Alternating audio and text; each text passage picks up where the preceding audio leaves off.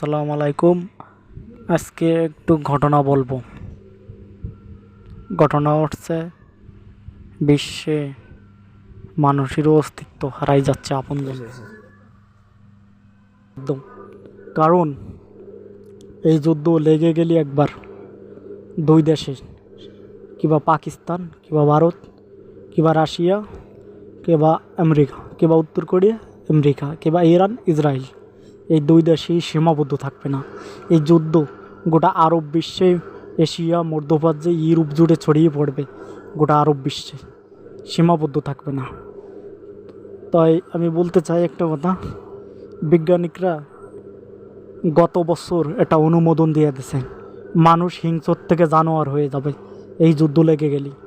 Hiroshima নাগাসাকিতে যে 2 পাউন্ডের যে 2টি বোমা ফেলাইছিল, সেখানে বেঁচে থাকারও কিছু আশা ছিল, কিন্তু বেশি নিঃশেষ পাইছে, কাতি পারছে, আলো বাতাস ছিল।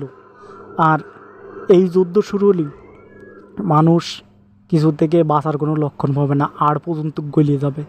আর নিজের অস্তিত্ব থেকে মানুষ জানোয়ার হয়ে যাবে, নিজের ভাই বন্ধুর রাক্ষসের মতন চাবাই চাবাই খেয়ে ফেলাবে ক্ষুধার যন্ত্রণায়।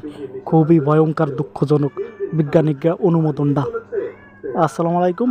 কমেন্ট করবেন, লাইক করবেন, শেয়ার করে দেবেন, বেশি বেশি করে দোয়া করতে বলবেন।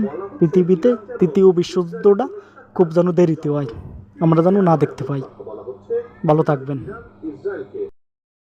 তারপরে এই বিশ্বটা সেই যুদ্ধ,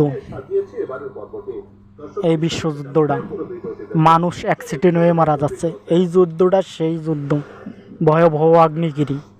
এই যুদ্ধটা সেই যুদ্ধ যা 80 বারের মতন টর্নেডো ঝড় হয়েছে আমেরিকায়। এই যুদ্ধটা সেই যুদ্ধ, মানুষ আপনজন টাকার জন্য খুন করতেছে। এই যুদ্ধটা সেই যুদ্ধ, জাগার জন্য মানুষকে পর করতেছে নিজের আপনজনরা। এই যুদ্ধটা সেই যুদ্ধ, নিজের আপনজনের সাথেও বিয়ে লিপ্ত আছে। এই যুদ্ধটা সেই যুদ্ধ, মানুষের অস্তিত্বকে নিজের আত্মীয় স্বজনরা হারাই ফেলাচ্ছে।